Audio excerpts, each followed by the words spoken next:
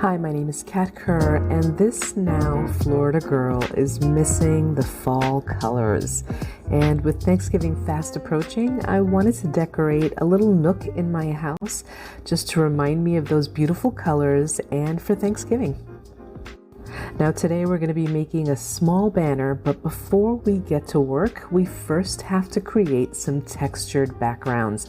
Today I'm using white opaque craft plastic, and I chose this because I needed something durable, because I will probably make this banner and then store it and use it again next year. So I want to make sure that it's going to last, and so I chose the craft plastic for that reason. Now, I wanted to also have some texture on this craft plastic, and so I picked out some of my favorite fall colors, and I'm applying that color in different ways so that I can achieve different textures. For this first page, I simply added color by using a dry bristle brush. Here, I'm adding this gorgeous yellow using a brayer.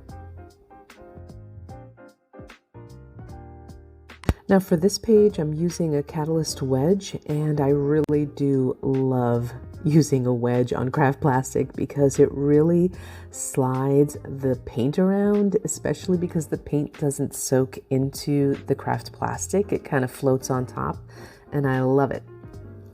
Here I'm using that brayer again, but this time I'm going to press some bubble wrap onto the wet paint to create the beautiful texture. But of course I don't want that paint on the bubble wrap to go to waste, so I pull out another sheet and apply the paint from the bubble wrap.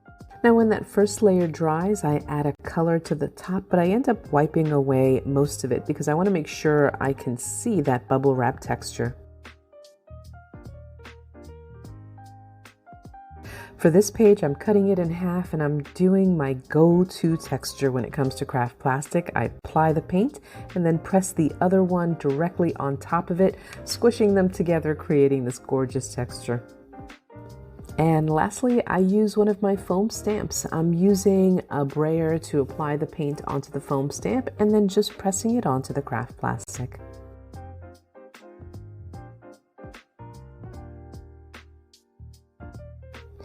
Next, I cut my pages into 3-inch strips, and then I cut out a triangle, and I use that first triangle as a template to all of the other pages.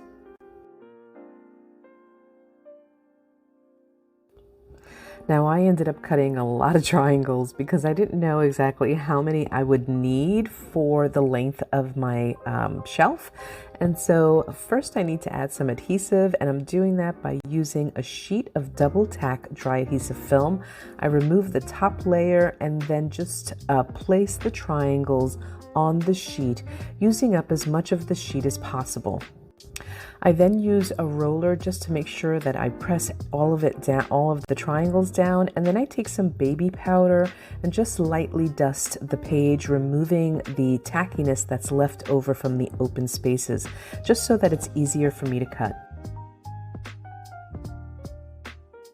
Next up, I'm going to assemble the banner, and I do that by removing the protective layer, exposing the adhesive on one of the triangles, putting it face up, and then I place the string across the top of that triangle, and then take another triangle, remove that protective layer again, exposing the adhesive, and pressing it face down onto the other triangle, kind of creating a sandwich. And I use that roller to just make sure everything is pressed down, and I trim off any excess.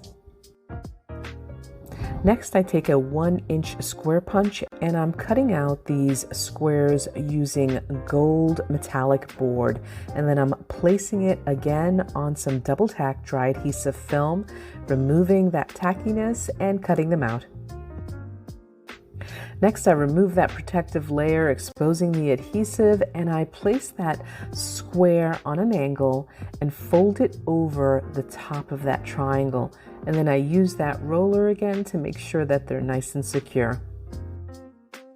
I add some dot crystals to the point of that foil board, also some gold on the edges, and this banner is done.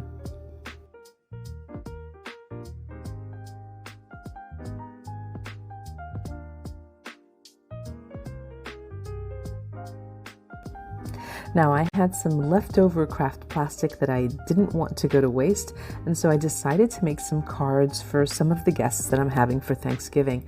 I simply cut out the pieces of craft plastic, used that double tack dry adhesive film to adhere it to the base of a card, and then I cut out this wonderful die, and it makes it so beautiful. It looks just like stained glass. I added a crystal to the center, and now they're ready to give away. Now, I made a few fall-themed projects this year. I made those pumpkins also using craft plastic, and that pie using some of my mono prints, and I love the way it all came together.